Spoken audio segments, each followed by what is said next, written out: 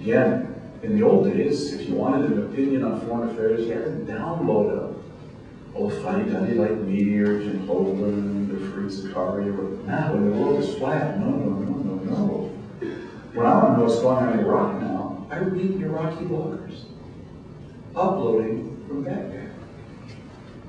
And then, of course, there's the mother of all uploads, Wikipedia. And we haven't begun to see the end of that either. The people are uploading their own encyclopedia, writing their own definitions and entries. Oh, it's not perfect at all. And correcting them as well. But it is going to be a monster. I remember growing up in Minnesota when the Encyclopedia Britannica salesman came to our house. It was so exciting. You know, all those books. And I remember cracking them open. It was so exciting. And then we got Windows. And you could download Encarta. You could download your own encyclopedia. And then along came Wikipedia. Do you know how many entries there are in Microsoft Encarta 2006? 36,000 entries. Wow. Do you know how many entries there are in Wikipedia this morning? About 1,000,001. And in about 15 minutes, there'll be 1,000,002. IBM has concluded that more of your kids will learn about IBM from from Wikipedia. That IBM today has assigned a company officer whose only job is to monitor the IBM references in Wikipedia. And I got news for you. Our young people around the world are going to learn about New Haven from what's written about it in Wikipedia. So you better keep your eye on what Wikipedia says about your city and about your region, because the people are going to be uploading their own definition. Uploading. This is going to be revolutionary. For the new form of collaboration, I simply call supply chaining. Supply chaining is what Walmart does. Well, Walmart does it down to the last atom of efficiency, where you take an item off the shelf of a Walmart in New Haven and another copy of that item is immediately made in Shenzhen, China, and sent back up the supply chain.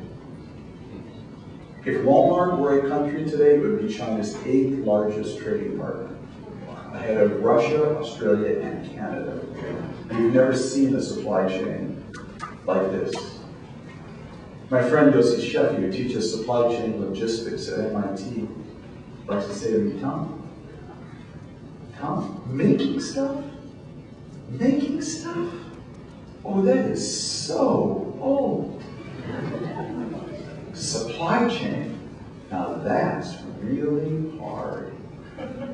Think about it. Walmart is the biggest retail firm in the world, and it does not make a single thing. It gets things from 75,000 different suppliers around the world through its supply chain to your neighborhood Walmart at everyday low prices. This is a huge flattening force. Fifth new form of collaboration I simply call insourcing. Insourcing is what UPS does. You know those people in the funny brown trucks and the funny brown shorts? If you think all they're doing is delivering packages, you're not paying attention. What UPS does is come right into your company, right up to your neck, right up to headquarters and take over your entire internal logistics operation. And this is a huge flattening force because it requires a lot of standards. And they just take over the whole innards of your company. So say you have a Toshiba laptop. It breaks one day, you go to the warranty, you turn it over, it says call 1-800-HELP. You call 1-800-HELP, and the sweet Indian voice at the other end of the line says, take your Toshiba laptop to the UPS store, they'll send it to us, we'll have it back to you in 72 hours off. Here's what you don't know, your Toshiba laptop actually goes from that UPS store to the UPS hub at Louisville Airport in Louisville, Kentucky, where in an airline hangar, a UPS employee in funny brown shorts repairs your Toshiba laptop. I don't know how to tell you this, but Toshiba is not interested in your laptop.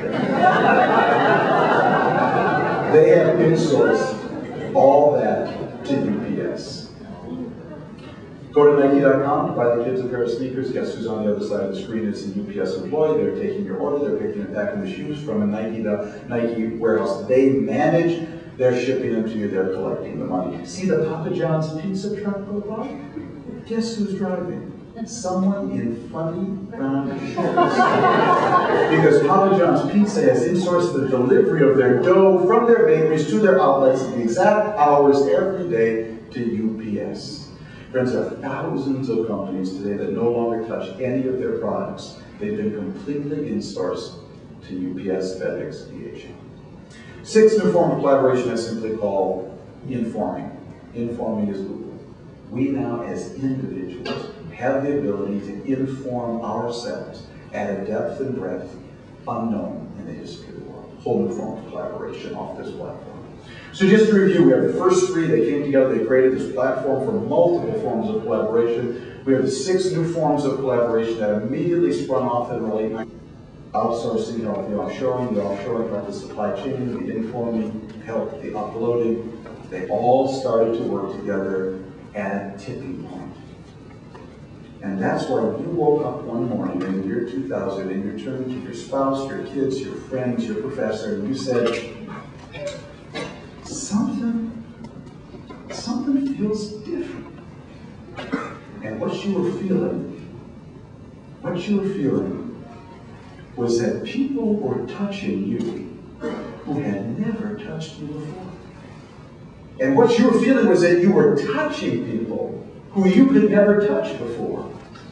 What you were feeling was that the world had gotten flat. That all 10 of these flatteners had melded together into a global platform, a global web-enabled platform for multiple forms of sharing knowledge, work, entertainment, education, innovation. That's what I mean when I say the world is flat. I don't mean we're all equal, okay? What I mean is we've created a platform for multiple forms of sharing knowledge, work, entertainment, innovation, education, and terrorism. And this platform is now going to be, I would argue, at the center of everything. What does this platform mean? It means several things. First thing it means is that we're going from a world where innovation happened in vertical silos of command and control to a world where innovation will happen by who you connect and collaborate with. Yeah, we're going from a world of vertical to a world of horizontal. From command and control to connect and collaborate. That shift from vertical to horizontal, I believe, is going to be seen in time as the mother of all inflection points. In time, I believe, it's my argument, it will change everything. And it will be seen as a move as important as Gutenberg's invention of the printing press. And you all and me, we just happen to be around when this inflection point happened. Now, one of the iron rules of the world of business, education, entrepreneurship, that immediately flows from this new flat world platform is this. Whatever can be done will be done. There's only one question for you. Will it be done by you or to you? That is the iron rule of the flat world. Whatever can be done will be done, because so many people now have so much communication and so many distributed tools of innovation that whatever will be done, whatever can be done will be done. If YouTube can be done, it will be done. Okay? If MySpace can be done, it will be done. If Facebook can be done, it will be done. And if you have an idea, promise me one thing, you won't wait. Because either it will be done by you or to you. That is really the iron law of this world. So our family was down in Peru in June, doing an eco tour. And we had a wonderful guy, the head of ecotourism in Peru. And one day mentioned he had a friend who sold Peruvian dishware from a village near Cusco on the internet. What a great thing, what a great flat world story.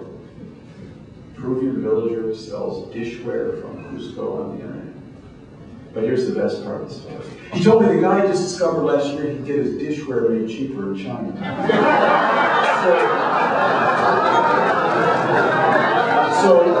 now arranging to have the Peruvian dishes manufactured. And this house in front of his village who's still on the Oh, that's a guy, he laughed and I laughed, it's a funny story. That's a guy who understands it can be done.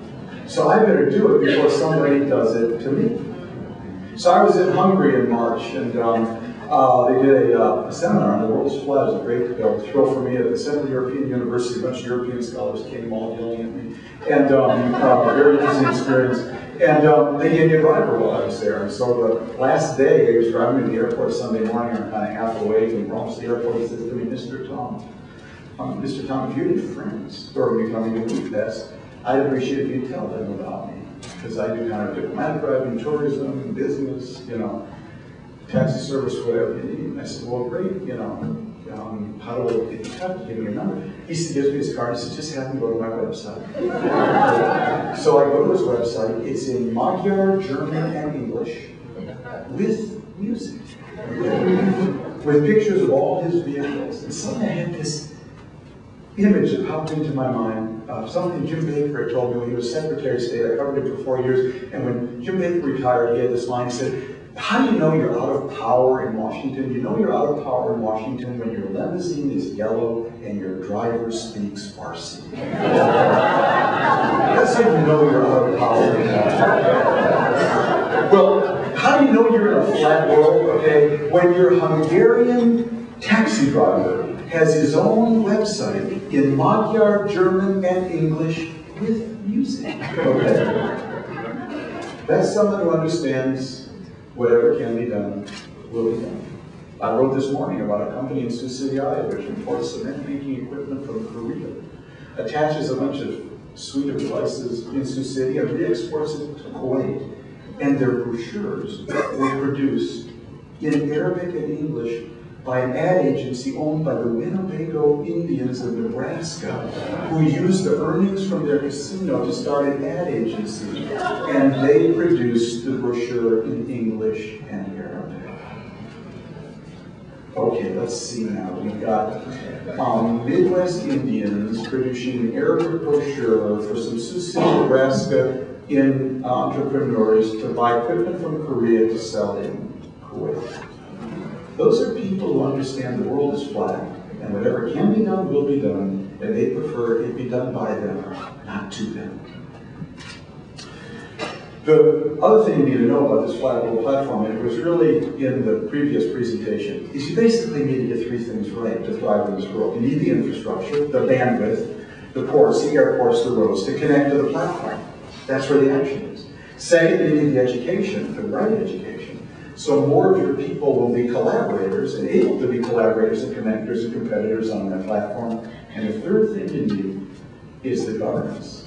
You need the rule of law, the intellectual property laws, and just a government that knows where the world is and how to enable and empower its people to do more things before they're done to them. So that's kind of the first convergence that happened. All these platforms came together and created this platform. Now the second convergence, we're just in the middle of this, is we're learning to change our habits. You're learning, I'm learning, to go from a world where value is created vertically in command and control silos to a world where value is created horizontally by who you connect and collaborate with. So we're going from vertical to horizontal. That's a huge change in thinking and mental habits in organizations. Now we went through and when we get to the other side of that, by the way, we're going to see, I believe, an incredible boost in productivity. We went through a similar shift like this in the 1800s with electrification. And when electricity first came out, people sort of scratched their heads and said, why didn't we get a productivity boost? And Paul David, a well-known Stanford economist, did a very famous study of this, in which he showed that what had to happen to actually get the productivity boost from electrification was first we had to really completely redesign buildings. You go from tall multi-story factories that operated with big steam pulleys, okay, to low-slung factories that could operate with small electric motors.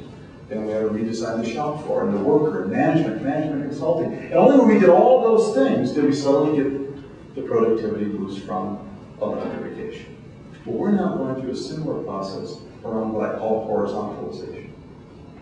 I actually learned this partly thanks to your isolation here in New Haven, the fact that you can't fly from Washington, D.C. to New Haven. Because, as some of you may know, my daughter goes to school down the street here. And 3 years ago, when I was starting this book, I came to visit her in March. I just was starting the book and bringing some spring clothes and a couple of carry-ons for her. Now, to get from Bethesda, Maryland, where we live, to New Haven, Connecticut. God, I always wanted to tell this story here. You know, I've told this story a million times around the world. It's so great to be able to tell it. To get from Bethesda, Maryland to New Haven, Connecticut is a complete pain in the ass.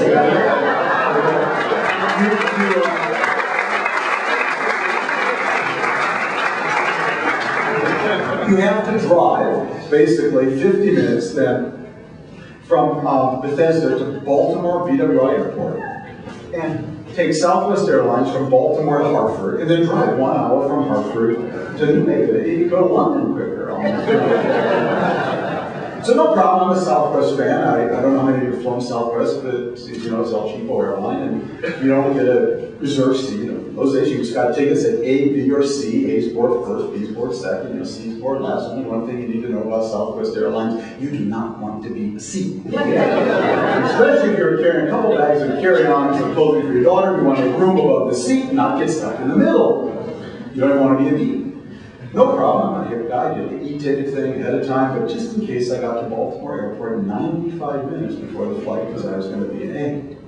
So I took out my Visa card, stuck it in the Southwest e-ticket machine, navigated my ticket, and it said B. And I said, son, this thing is fixed! This is rigged! This is worse than Las Vegas. There is no way I'm a B. I'm here 95 minutes before this flight. There is no way I'm a B. Ooh, I was mad. Got my Cinnabon and sat at the back of the video. Stupid. Well, 45 minutes went by, and they called the flight. And then I saw it. All the A's seemed to be getting on and carrying what looked to me like just crumpled white home printer paper. As if they had gone online at 12:01 a.m. the night before and downloaded and printed out their own barcodes and boarding passes. Well, what I didn't know was that Southwest Airlines knew the world is flat. And you could now interact with your customers horizontally, and you could empower them to download and print out their own barcodes and boarding passes, then beginning at 12:01 a.m. the night before. I looked at that, friends, I said, Friedman, you are so 20th century. You are so globalization 2.0. I mean, really think about it. Globalization 1.0. I used to go down to K Street in Washington, pull the number, stand in line. Thank you, ma'am. I want to take go to Hartford, but thank you very much. Then globalization 2.0. We got the e-ticket machine. That was cool. E-ticket machine. And then while you were sleeping, the road got flat, and Southwest Airlines made you the individual, your own ticket agent. Or look at it another way, Southwest Airlines made you an employee of Southwest Airlines. Or look at it still another way, if you have to value your own time, staying up at 12:01 a.m. the night before, you are now paying Southwest Airlines to be their employee. Have a nice day. So next time I got smart, I'm cool. I stay up at 12:01 a.m. the night before. You don't have to do that anymore. I download and print out my own barcode and boarding pass ahead of time. You get someone in India now to do that for you. And I get to Baltimore Airport 35 minutes before my flight. And what I do, friends, I capture 60 minutes of productivity. I capture 60 minutes of productivity by dealing with Southwest Airlines horizontally now instead of vertically. That shift from vertical to horizontal is happening in 1 million institutions, 1 million factories, 1 million schools, all over the world. And when we get to the other side of it, it's going to take a long time. There's going to be a huge productivity boost. Now the last convergence, the one we've heard the most about, is that basically, just when we got this platform, just when we got these new habits, guess what happened? 3 billion people who were out of the game, called India, China, and the former Soviet Union, opened up and walked out onto the playing field. And when did they arrive? Just when it had been flattened. Just when their young people could compete, connect, and collaborate more directly, cheaply, and efficiently with your kids in mind. Yeah, I know, 3 billion, only 10% of them can really plug in. Let's see, 10% of 3 billion, 0 carried to 2. That's exactly 300 million people, which is exactly twice the size of the US labor force. It's the simple argument of this book that these 3 convergences, these 10 flatteners that created this flat world platform, these new habits, which we're now just learning to take advantage of the platform, and these 3 billion new players are shaping the brief history of the 21st century. And before I conclude, let me just point out one other anomaly that happened, which is that this incredible inflection point, which is changing all our lives, was completely disguised by a political perfect storm called 9/11, Enron, and the dot-com bust. 9/11 completely distracted us from the president on down to the commentator.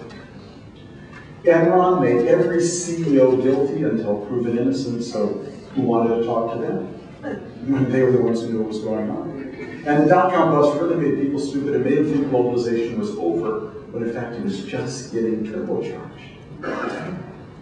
So I have to tell you, working on this book was a lot like being in a science fiction movie.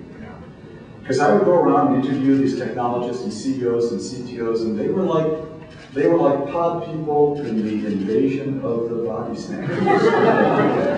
They all knew the secret of what was going on, and thank God they were doing it like crazy, just to survive. But nobody told the kids. But nobody told the kids. So right when we reached this incredible inflection point, no one at the national level in this country was talking about it, preparing people, thinking about where we should go, like you're doing here today. We just had an election where the Democrats were debating whether NAFTA is a good idea. And the Republicans put duct tape over the mouth of chief White House economist Greg Mankiw when he said outsourcing makes a lot of sense. And they stashed him in Dick Cheney's basement. Never to be heard from again. Has anybody seen poor Greg Mankiw? So right when we reached this incredible inflection point, no one was talking about it. So as I said ad nauseum to my girls, I wrote this book so at least 2 kids were going to know what world they were going on. And it's a world where I've said many times, when I was growing up in Minnesota, my parents used to say to me, Tom, finish your dinner, don't you know people in China and India are starving? And I tell my girls, finish your homework. Because people in China and India are starving for your jobs. And in a flat world, they can have them, because there's no such thing as an American job in a flat world. There's just going to be a job. In many cases, it's going to go to the cheapest, most productive, most entrepreneurial, most creative, most innovative worker. So that's basically the story. So before we go to questions, let me just leave you with some words of advice from Carly Fiorina, the former head of HP, who said to me when I was working on the book, she said, Tom, I don't know how to tell you this, but everything we call the IT revolution these last 20 years, the information technology revolution, I'm really sorry to tell you this. That was just the warm-up act. What you are now about to see on this flat world platform is going to be the real IT revolution. So fasten your seatbelts, put your seatbacks and tray tables into a fixed and upright position, because the world is flat. Thank you very much.